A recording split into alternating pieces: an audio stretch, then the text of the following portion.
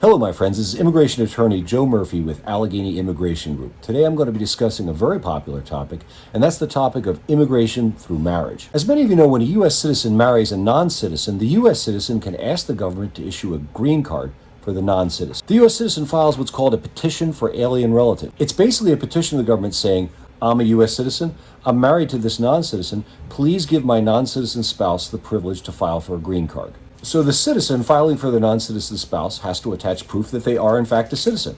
They do that by attaching a copy of their birth certificate, being born in one of the United States, or a copy of a passport issued by the United States, or their own naturalization certificate. They also have to prove that they are in fact married to the non-citizen. You do that by attaching a copy of your marriage certificate. Finally, you have to prove that the marriage is what the law calls bona fide. You have to attach some proof that you did more than just say I do. The USCIS is very concerned about faked up green card marriages, so you have to attach some proof that you're acting like we'd expect a normal North American marriage to behave. You'd want to attach something like a joint lease, or life insurance policies on each other, or listed as additional drivers on each other's auto insurance, or perhaps even the birth certificate of a child born in the marriage. But they want to see that you're commingling, that you're intermingling your affairs as normal North American husbands and wives tend to do. And then you're going to mail that into USCIS, but you're going to mail in some other things with it.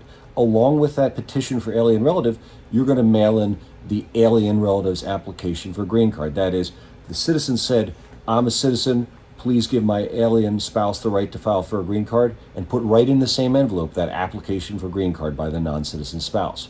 You'll also want to put an application for a work permit in there so that the non-citizen spouse can get working privileges in the United States. Another thing you're going to have to put in that envelope going to USCIS is proof that the citizen spouse has the ability to support the non-citizen spouse. That's normally done by attaching 3 years of tax returns. Don't panic.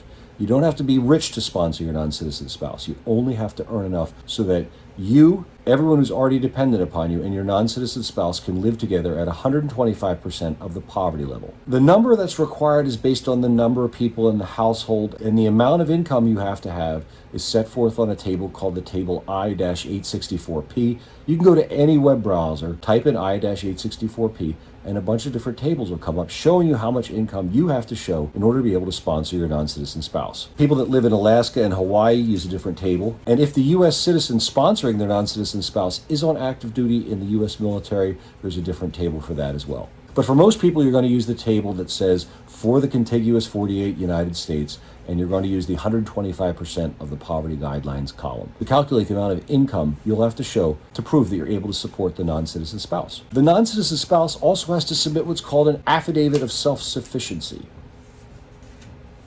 The affidavit of self-sufficiency is designed to check and see if the non-citizen spouse is going to be able to get around in our society. If your non-citizen spouse has already been in the United States for several years and has been using government benefits, that's counted as a negative mark that they've already needed help to get along in our society. On the other hand, the non-citizen spouse does get to stand up for themselves, where the non-citizen spouse has a college degree, a technical skill, or even a foreign language ability.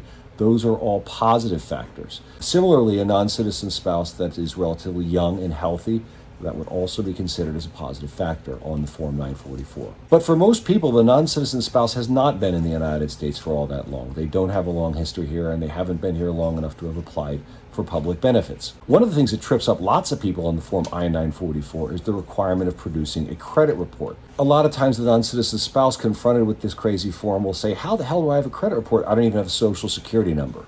All told, when you talk about the petition for alien relative, the application for green card, the application for work permit, the affidavit of support, the affidavit of self-sufficiency, it's over 80 pages of government forms, and that doesn't even include exhibits like the birth certificates and passports and income tax returns and college transcripts and even credit reports. It's not impossible to do it yourself. It's just unlikely that you'll get it all right. I'm Joe Murphy with Allegheny Immigration Group. The telephone number here is 412-521-2000. My personal cell, text, and WhatsApp are all the same number, 412-973-3442. If you need help with your immigration through marriage adventure, give us a call. You should know that immigration fees are set to increase dramatically on October 2nd, 2020. I don't have the table right in front of me, but from what I can remember, the cost of just the filing fees in immigration through marriage is slated to go up by $1,000. So you want to get that immigration through marriage filing in before October 2nd, 2020. We can help you. We're good at that, and we can get it done in the time that you have remaining. Give us a call. My name is Joe Murphy. I'm an immigration attorney with Allegheny Immigration Group. The office number is 412-521-2000, and if you want to speak to me personally,